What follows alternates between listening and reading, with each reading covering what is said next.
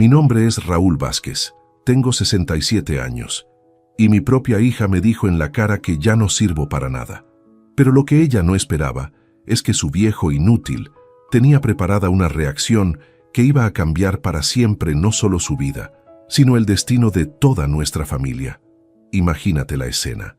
Un miércoles por la tarde, después de haber cuidado a mis nietos toda la semana mientras mi hija Andrea trabajaba, ella llega a casa estresada, cansada, con esa cara de frustración que yo conocía tan bien.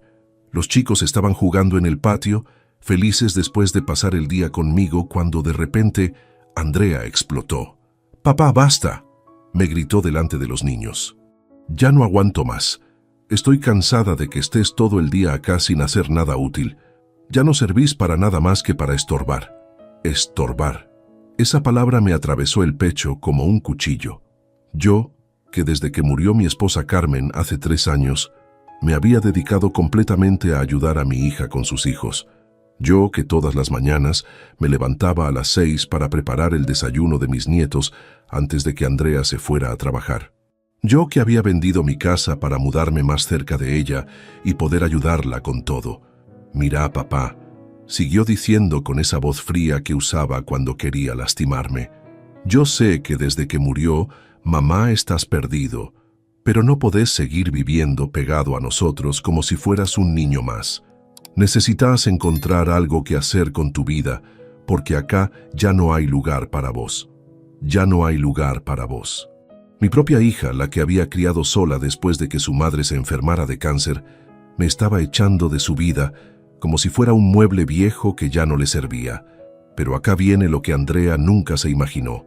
Mientras ella creía que yo era un viejo jubilado perdido en la vida, dependiente de su compasión para tener algún propósito, yo había estado trabajando en silencio en algo que iba a demostrarle que había subestimado completamente a su padre. Esa noche, en mi departamento pequeño donde vivía solo desde la muerte de Carmen, abrí una caja fuerte que tenía escondida en el placard y saqué unos papeles que iban a cambiar no solo mi vida, sino la percepción que toda mi familia tenía sobre quién era realmente Raúl Vázquez. Al día siguiente, hice 4 llamadas telefónicas que iban a convertir a mi hija en protagonista de una lección que jamás se le iba a borrar de la memoria. Llamadas que ella nunca pensó que yo podría hacer. Llamadas que iban a demostrarle que menospreciar a tu padre puede ser el error más costoso de tu vida.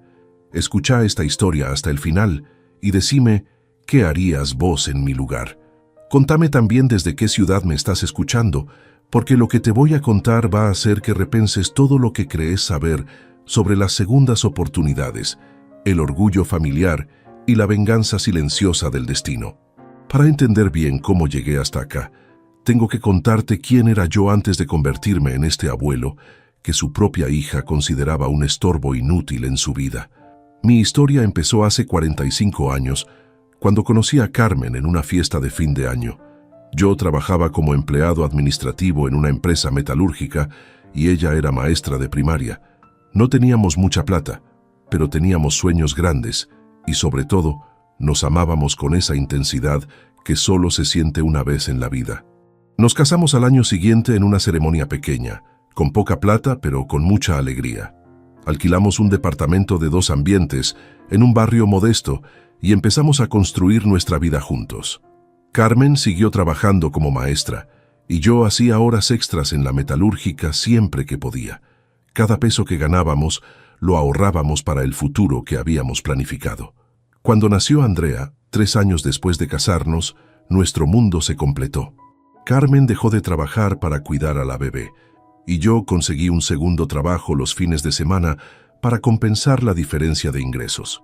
Trabajaba de lunes a viernes en la metalúrgica y los sábados y domingos en una ferretería del barrio.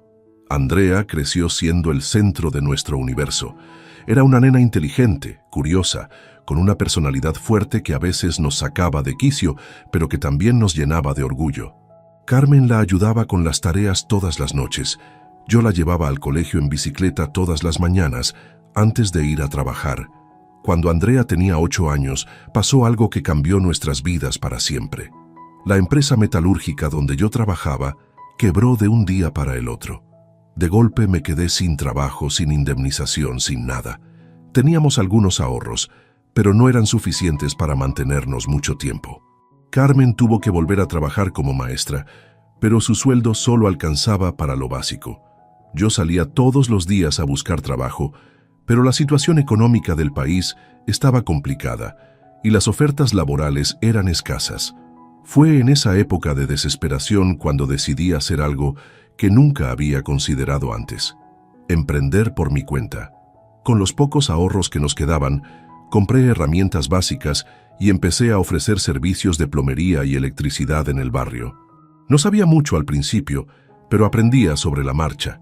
Carmen me ayudaba con los presupuestos y la administración después de sus horas de trabajo como maestra.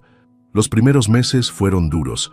Había días que no conseguía ni un trabajo, pero de a poco los vecinos empezaron a recomendarme porque era honesto, responsable y cobraba precios justos.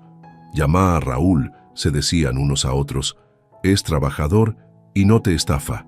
En un año ya tenía más trabajo del que podía manejar solo. Contraté a un ayudante, después a otro. En 2 años tenía una pequeña empresa de servicios para el hogar con 5 empleados y una clientela fija que crecía mes a mes. Andrea veía todo esto. Veía cómo su padre se levantaba a las 5 de la mañana para revisar los trabajos del día. Veía cómo su madre hacía las cuentas en la mesa de la cocina después de la cena. Veía cómo, poco a poco, la situación económica de la familia mejoraba gracias al esfuerzo conjunto de sus padres. «Papá», me decía Andrea cuando tenía 12 años, «cuando sea grande quiero tener una empresa como vos». «Podés tener lo que quieras, mi amor», le respondía yo, «pero recordá que todo se consigue con trabajo y honestidad».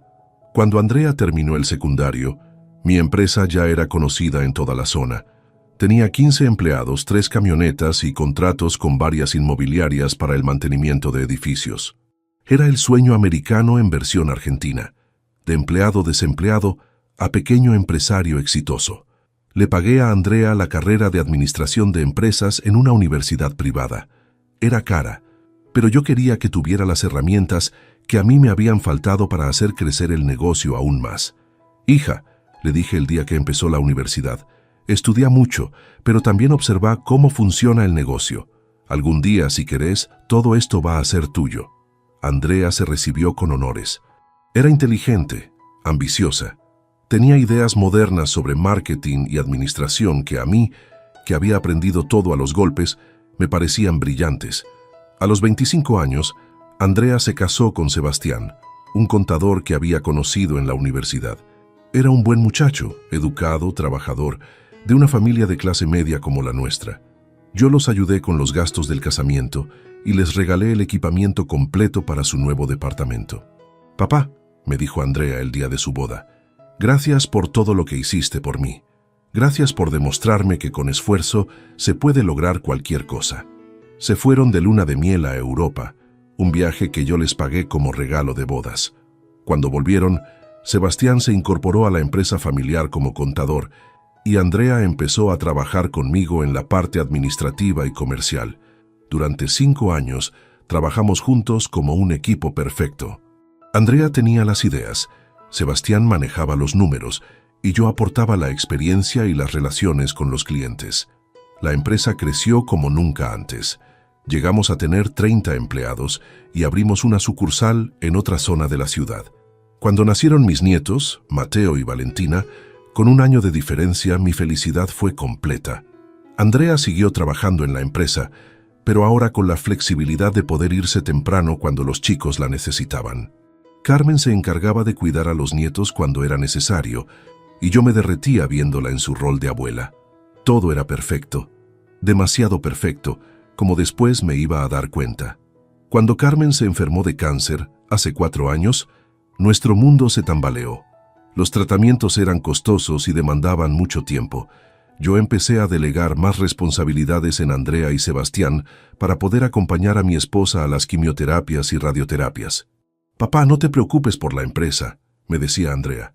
«Sebastián y yo nos encargamos de todo. Vos concentrarte en cuidar a mamá». Y yo les creí porque eran mi familia, porque confiaba en ellos, porque nunca pensé que mi propia hija podría aprovecharse de la situación más vulnerable de mi vida. Carmen murió después de 2 años de lucha. Fue el momento más duro de mi vida.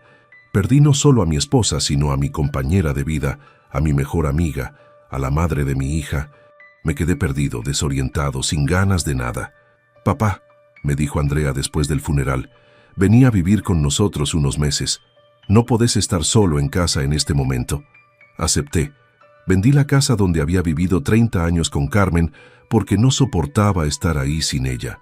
Con esa plata me compré un departamento pequeño cerca de la casa de Andrea, pero efectivamente pasaba la mayor parte del tiempo con mi hija y mis nietos. Era comprensible. Estaba de duelo, estaba solo. Necesitaba la compañía de mi familia. Y Andrea y Sebastián parecían entender mi situación. Me incluían en las cenas familiares. Me llevaban a los cumpleaños de los chicos. Me hacían sentir que tenía un lugar en sus vidas. Pero poco a poco, muy sutilmente, empecé a notar cambios en la empresa. Las reuniones importantes se hacían sin mí. «Papá, son temas muy técnicos de administración. No queremos aburrirte con esos detalles». Los clientes nuevos eran manejados exclusivamente por Andrea y Sebastián. «Papá, estos clientes son muy exigentes con la imagen corporativa moderna, mejor que los atienda Andrea». Mi oficina, que durante 20 años había sido el centro de operaciones de la empresa, se convirtió en un depósito. «Papá, necesitamos el espacio para los nuevos equipos de computación».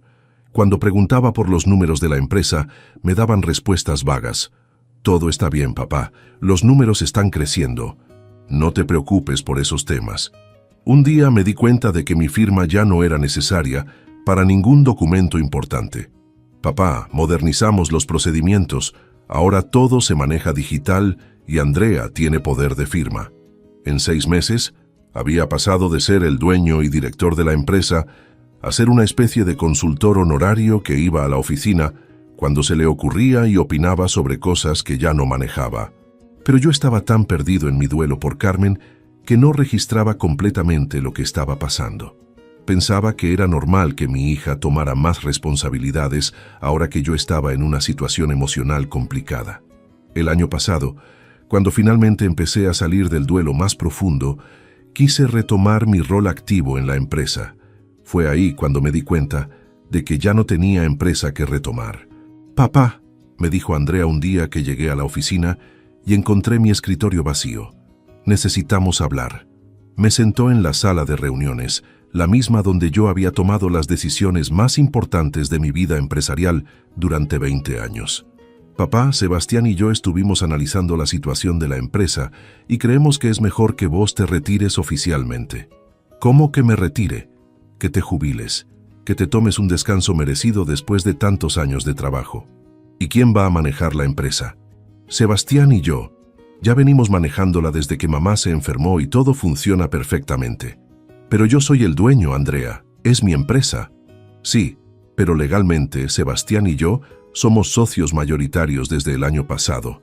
¿Te acordás que firmaste unos papeles cuando mamá estaba internada? Eran transferencias de acciones». No me acordaba de ningún papel. En esos meses del final de Carmen, yo firmaba lo que me ponían delante sin leer, confiando ciegamente en mi hija. «Me estás diciendo que ya no soy dueño de mi propia empresa». «Seguí siendo socio, papá, pero socio minoritario, y creemos que es mejor para todos que te retires activamente. Te vamos a pagar una jubilación muy buena, no te preocupes». Esa tarde salí de mi oficina, de mi empresa, de mi vida de trabajo, sintiéndome como un extraño en el lugar que había construido con mis propias manos durante 25 años. Pero lo peor no era perder el control de la empresa. Lo peor era la manera en que Andrea me hablaba, como si fuera un empleado que había que jubilar, no como si fuera su padre y el fundador del negocio que le había dado de comer toda su vida. Los meses siguientes fueron una montaña rusa emocional. Andrea me seguía invitando a almorzar los domingos. Me seguía pidiendo que cuidara a los chicos cuando ella tenía compromisos. Me seguía tratando como el abuelo cariñoso y el padre respetado. Pero yo sabía que algo había cambiado para siempre entre nosotros. Ya no era el papá exitoso que había construido un imperio familiar. Era el viejo jubilado que dependía de la buena voluntad de su hija para tener algún propósito en la vida. Y así llegamos al miércoles cuando Andrea me gritó que ya no sirvo para nada. En ese momento, todas las piezas del rompecabezas se juntaron en mi cabeza. Entendí que para mi hija yo ya no era un padre respetado, sino una carga molesta. Entendí que había perdido no solo mi empresa, sino también mi lugar en mi propia familia.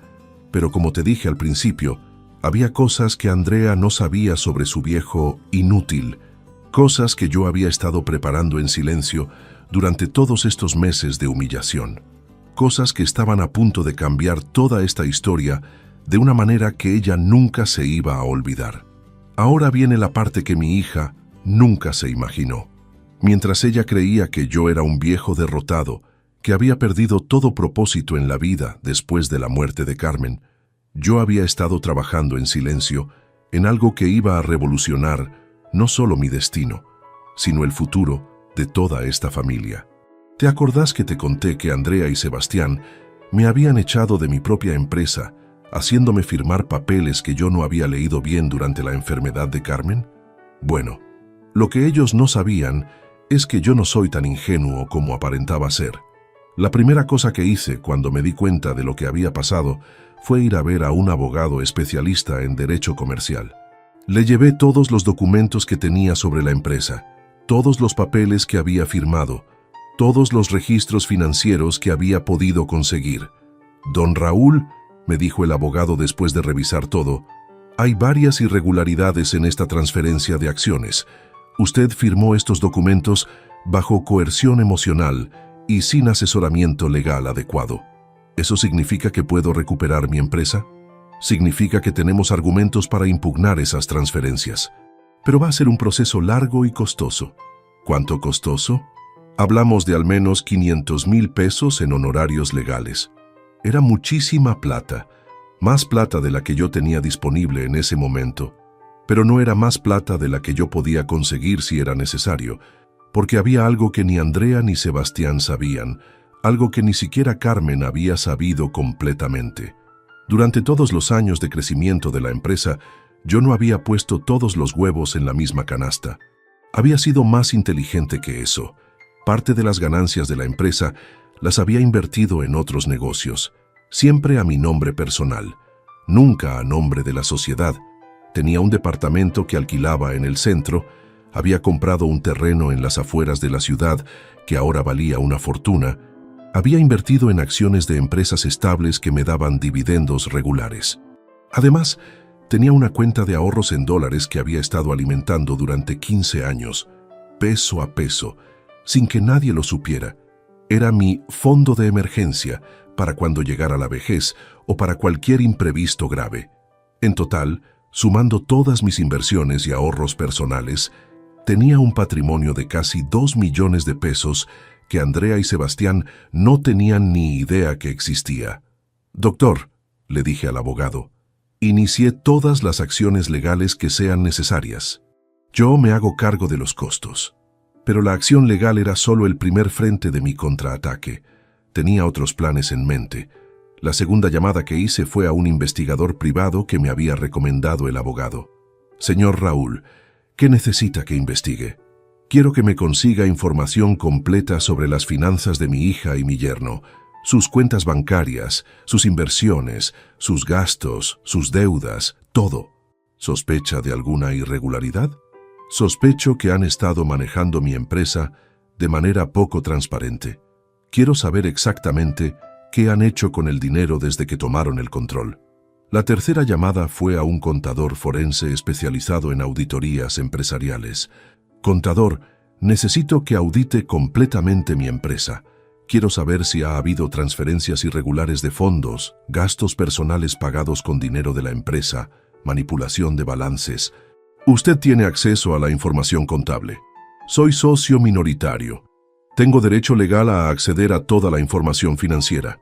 La cuarta llamada fue la más importante. Se la hice a mi hermano Miguel, que vivía en España y tenía contactos en el mundo de los negocios internacionales. «Miguel, necesito un favor muy grande». «Lo que necesites, Raúl. Necesito que me ayudes a conectarme con inversores europeos que estén interesados en el rubro de servicios para el hogar en Argentina.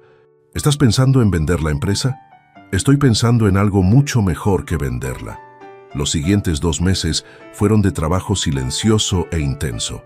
Mientras Andrea y Sebastián creían que yo me la pasaba cuidando nietos y sintiéndome inútil, yo estaba construyendo el plan más ambicioso de mi vida. El investigador privado me trajo información muy interesante.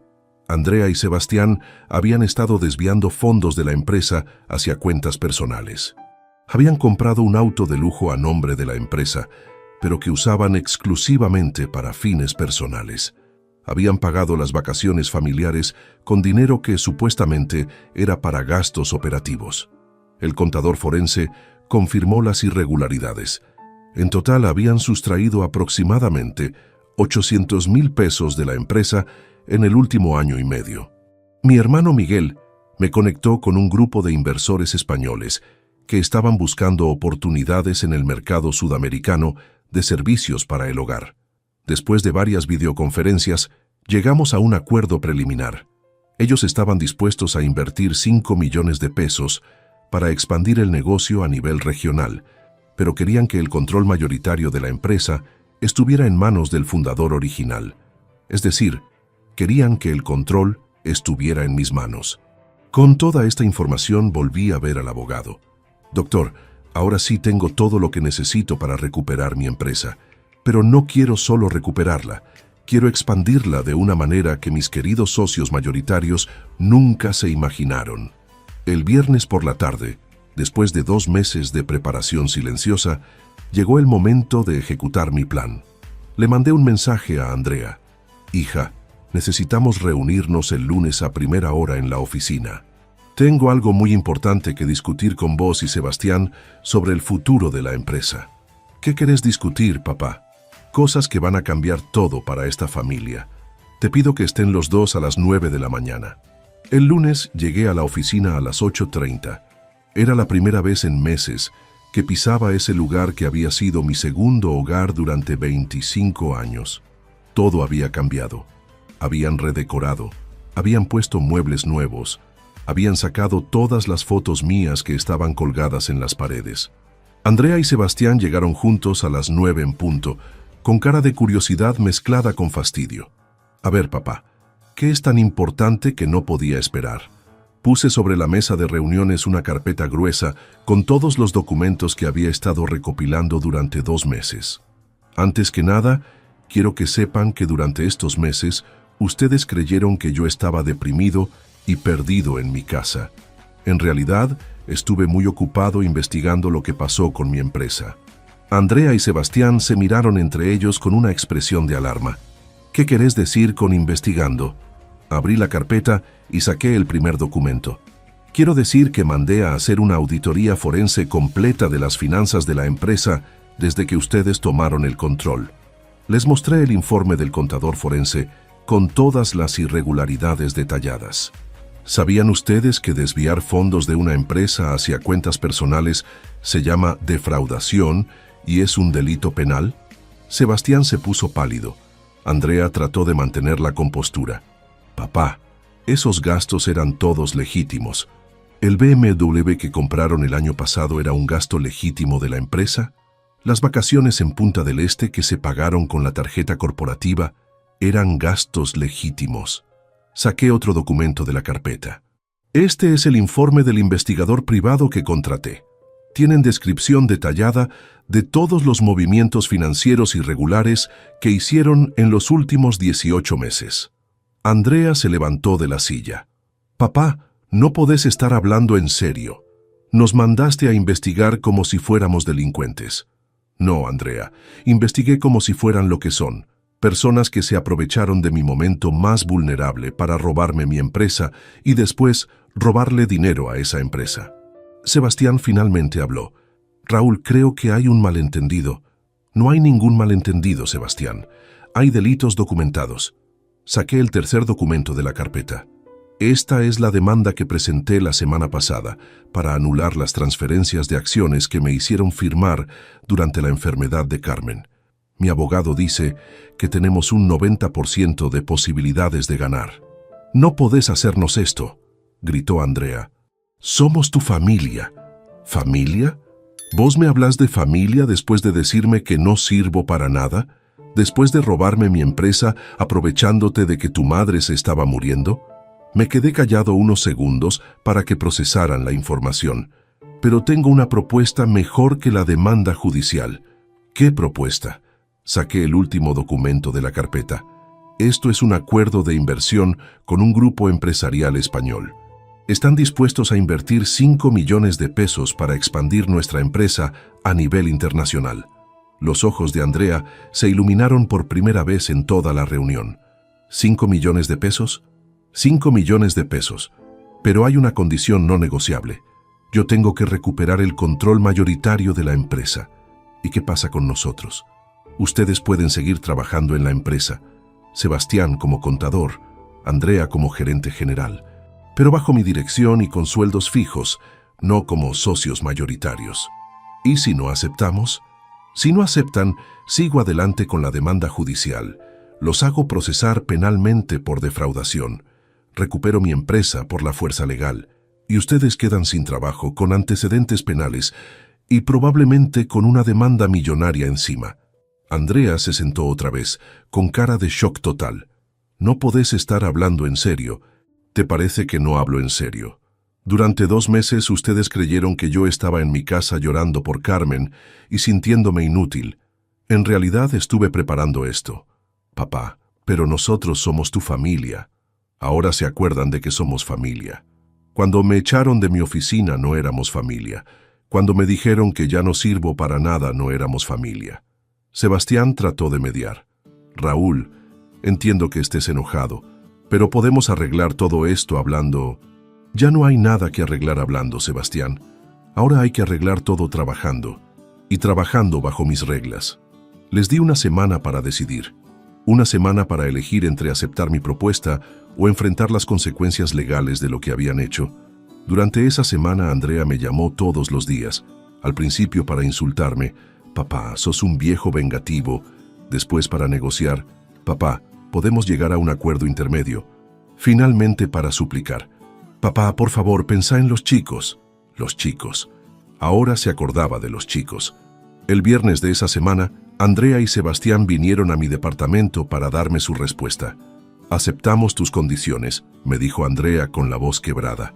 ¿Todas? Todas.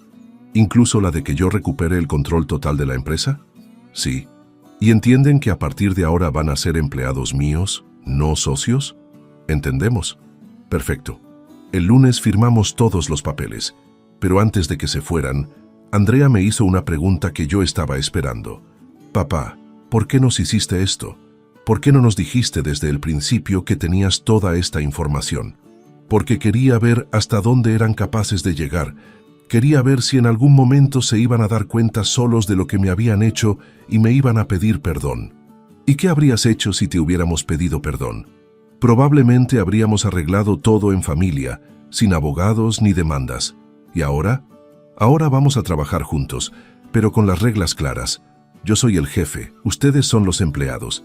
Y si vuelven a faltarme el respeto o a robarme dinero, los echo sin contemplaciones. Ese fin de semana, mientras preparaba los documentos para la firma del lunes, me di cuenta de algo importante. No me sentía vengativo ni resentido. Me sentía orgulloso de mí mismo por primera vez en meses. Había demostrado que no era el viejo inútil que Andrea creía que era. Había demostrado que tenía más recursos, más inteligencia y más determinación de lo que mi propia familia había pensado. El lunes firmamos todos los papeles. Yo recuperé el control mayoritario de mi empresa. Los inversores españoles transfirieron los 5 millones de pesos para la expansión. Andrea y Sebastián firmaron nuevos contratos como empleados. Pero lo más importante de todo, firmamos un acuerdo familiar donde establecimos reglas claras de convivencia y respeto mutuo. A partir de ahora, les dije en esa reunión del lunes, vamos a trabajar como una familia profesional. En la oficina, yo soy el jefe y ustedes son mis empleados. En casa seguimos siendo padre, hija y yerno, pero con respeto mutuo. ¿Y qué pasa si no nos llevamos bien trabajando juntos?, preguntó Sebastián. Si no nos llevamos bien, ustedes buscan trabajo en otro lado, pero la empresa sigue siendo mía. Durante las primeras semanas, El ambiente en la oficina fue tenso. Andrea y Sebastián claramente estaban resentidos por haber perdido el control, pero también aliviados de no enfrentar un juicio penal. Yo, por mi parte, estaba disfrutando de volver a tener mi empresa en mis manos. Volví a mi oficina original, volví a tomar las decisiones importantes, volví a tratar directamente con los clientes más importantes. Los inversores españoles enviaron a un representante, Miguel Fernández, para supervisar la expansión. Era un hombre de mi edad, empresario exitoso, que entendía perfectamente la dinámica familiar compleja que estábamos viviendo. Don Raúl, me dijo Miguel después de su primera semana en Buenos Aires, he visto muchos casos de empresas familiares en España. Lo que usted hizo con su hija requirió mucho coraje. ¿Usted cree que hice bien? Creo que hizo lo único que podía hacer para salvaguardar su patrimonio y su dignidad. Pero ahora viene la parte más difícil: reconstruir la relación familiar. Miguel tenía razón. Recuperar mi empresa había sido relativamente fácil comparado con recuperar una relación sana con Andrea. Durante los primeros meses, nuestras conversaciones en la oficina eran estrictamente profesionales. Buenos días, papá. Buenos días, Andrea. ¿Podés revisar este presupuesto? Sí, lo miro y te digo. En las reuniones familiares de los domingos que habíamos mantenido por el bien de los chicos, el ambiente era cortés pero frío. Andrea cumplía con el protocolo de invitarme a almorzar, pero claramente no lo hacía con ganas.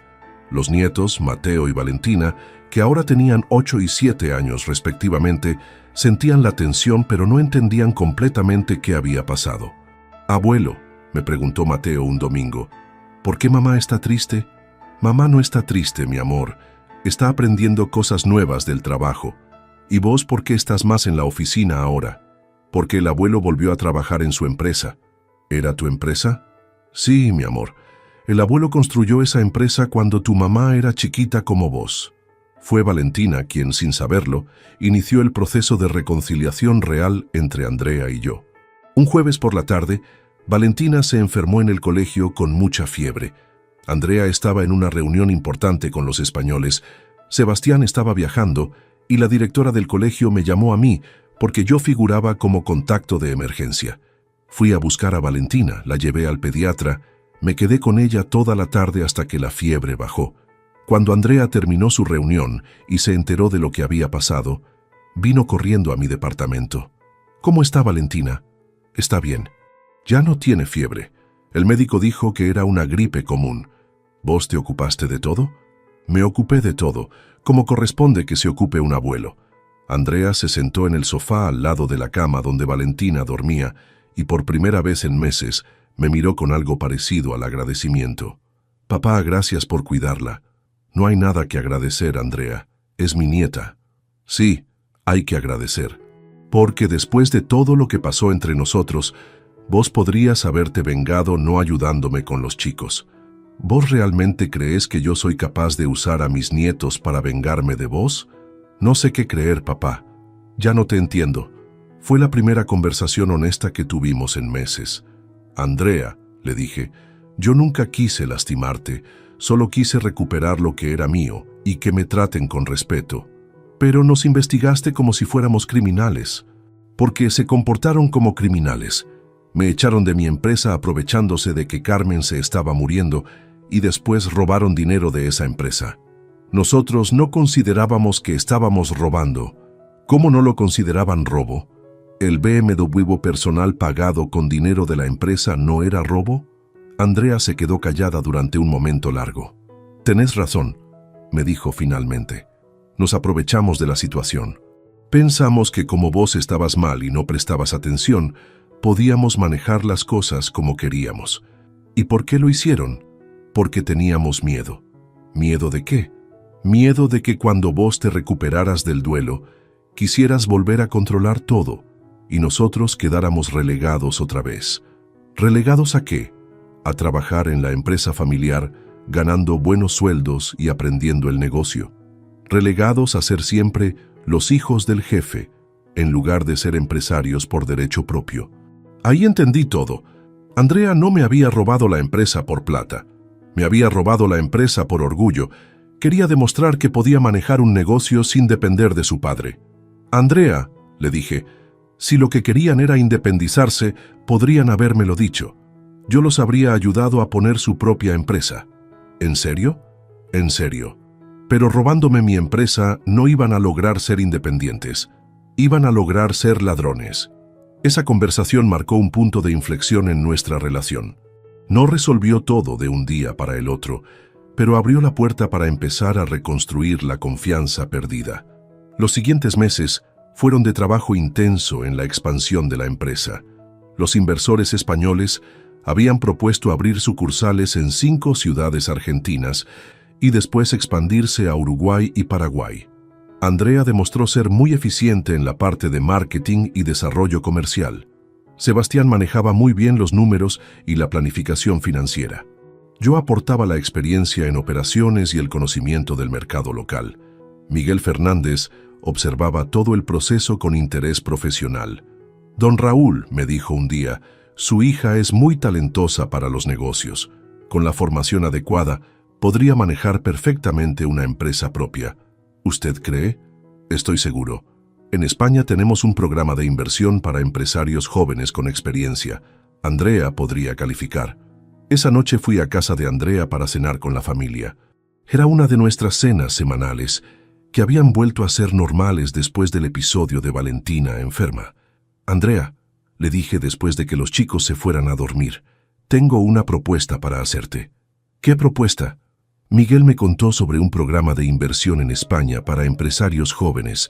Creo que vos podrías calificar. ¿Para hacer qué? Para poner tu propia empresa de servicios para el hogar en España. Con el respaldo económico de los inversores españoles y la experiencia que adquiriste acá. Andrea me miró como si no entendiera lo que le estaba diciendo. ¿Me estás ofreciendo ayuda para irme de tu empresa? Te estoy ofreciendo la oportunidad de ser la empresaria independiente que siempre quisiste ser. ¿Por qué harías eso?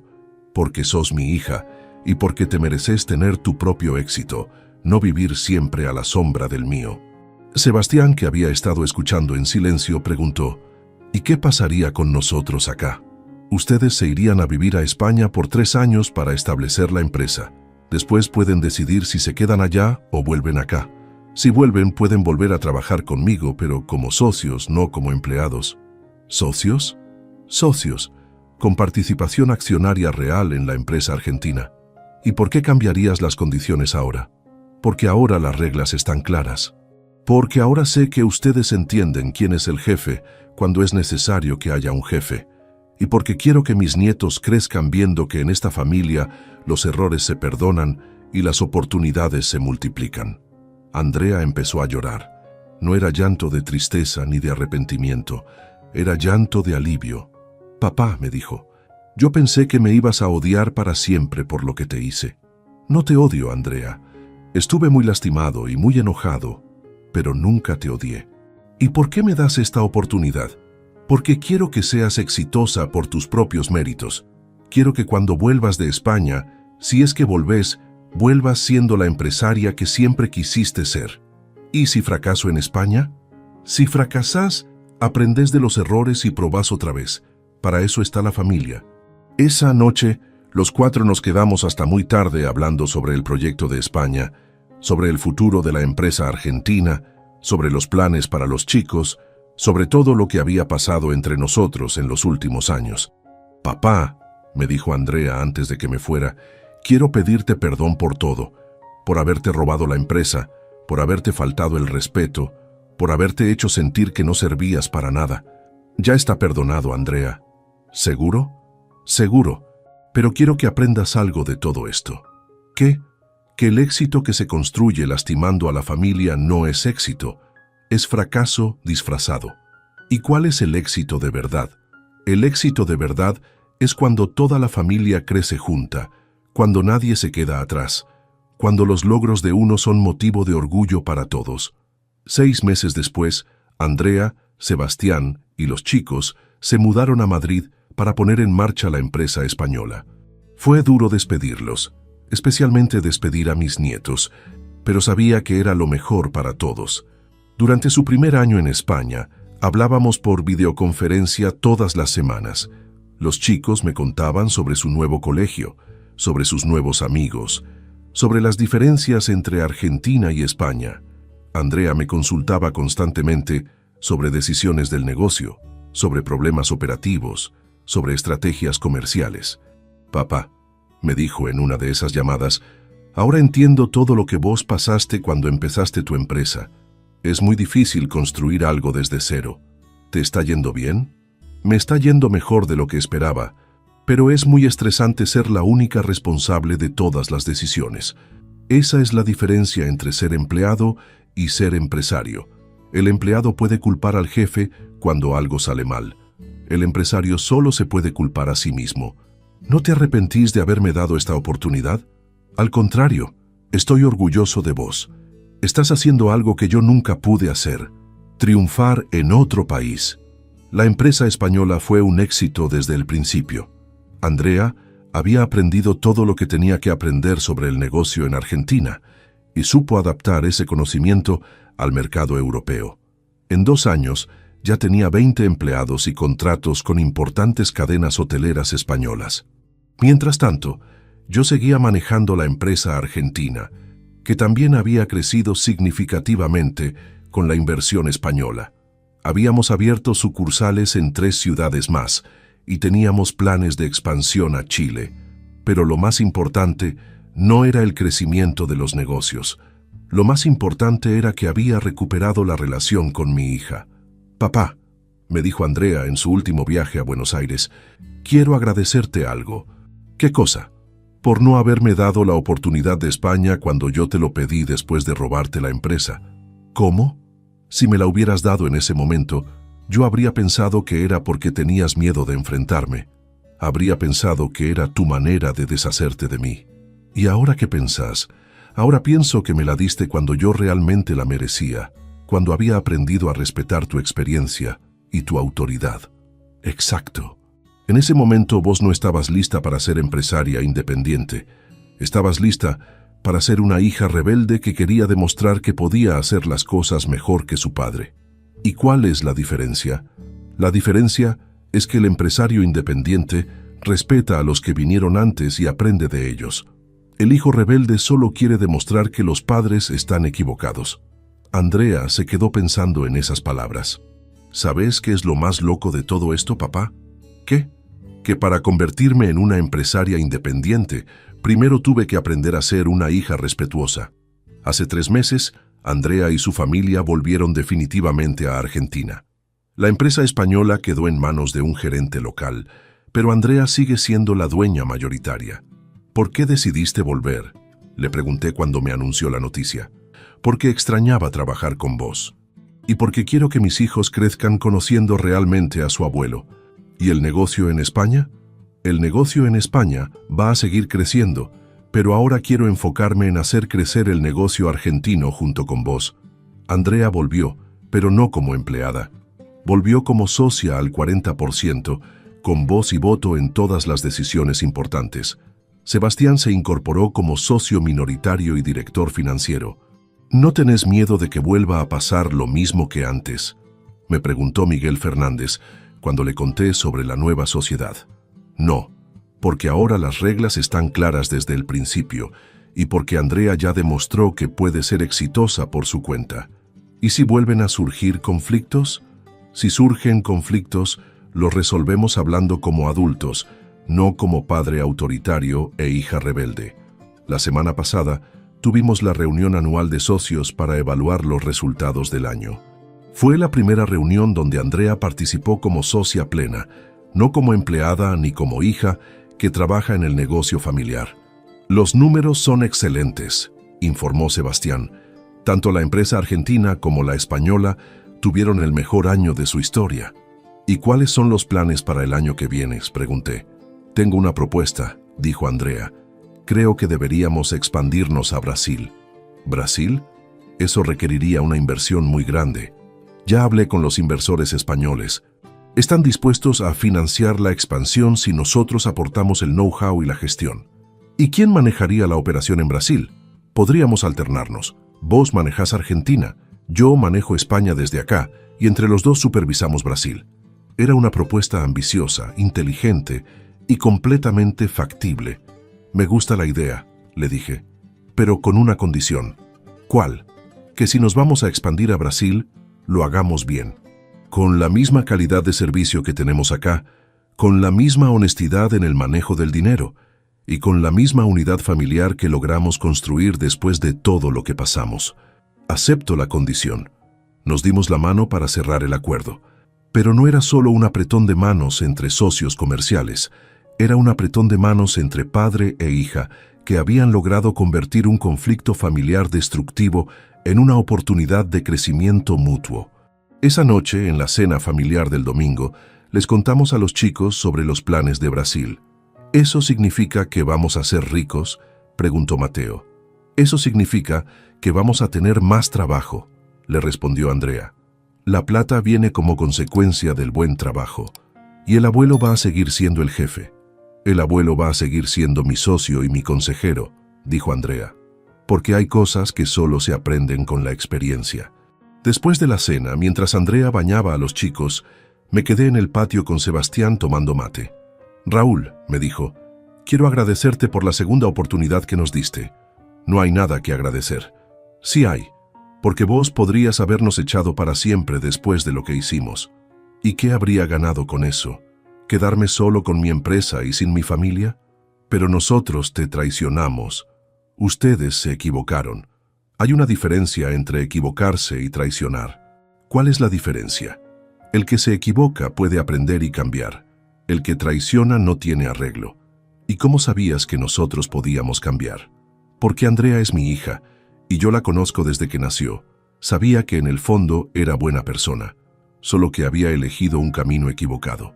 Sebastián se quedó pensando en mis palabras. ¿Sabes qué aprendí de todo esto, Raúl? ¿Qué aprendiste? Que ser parte de una familia empresaria no significa que podés hacer lo que querés. Significa que tenés más responsabilidades, no menos.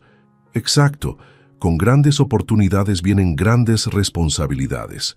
Hoy, mientras escribo esta historia, han pasado 3 años desde el día que Andrea me dijo que ya no sirvo para nada. 3 años en los que pasé de ser un viejo jubilado que parecía perdido en la vida a ser el patriarca respetado de una familia empresaria internacional. Pero lo más importante no son los negocios que construimos, ni la plata que ganamos.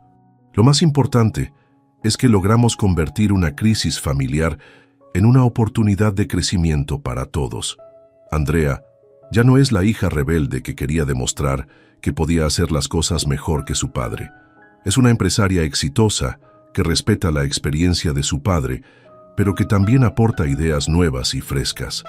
Yo ya no soy el padre autoritario que creía que solo él sabía cómo hacer las cosas. Soy un socio y consejero que guía, pero que también escucha y aprende. Y los chicos están creciendo en un ambiente donde ven que los conflictos familiares se pueden resolver con diálogo, respeto y segundas oportunidades. Abuelo, me preguntó Valentina la semana pasada, ¿es verdad que antes mamá y vos se peleaban por el trabajo? Es verdad, mi amor. ¿Y cómo hicieron para dejar de pelearse? Aprendimos a escucharnos y a respetarnos. Y ya no se van a pelear nunca más. Tal vez nos volvamos a pelear alguna vez, pero ahora sabemos cómo arreglar las peleas sin lastimarnos. Y vos que me escuchaste hasta el final de esta historia, vos que me acompañaste desde la humillación hasta el triunfo, quiero dejarte algunas reflexiones que aprendí en este proceso. Primero, nunca es demasiado tarde para defenderte cuando te faltan el respeto, sin importar quién sea la persona que te falta el respeto. Segundo, la venganza más dulce no es lastimar a quien te lastimó, sino demostrarle que subestimó tus capacidades. Tercero, los conflictos familiares se pueden convertir en oportunidades de crecimiento si todos están dispuestos a aprender de sus errores. Cuarto, el perdón no significa olvidar lo que pasó, sino darle a la otra persona la oportunidad de demostrar que cambió. Y quinto, el éxito verdadero no es individual, es familiar. No sirve de nada ser rico si estás solo, o ser poderoso si tu familia te odia. Contame en los comentarios qué te pareció esta historia. Contame si hay algún conflicto familiar que necesitas resolver. Contame si sos una persona mayor que está pasando por una situación parecida. Porque quiero que sepas que siempre hay una segunda oportunidad para cambiar las cosas.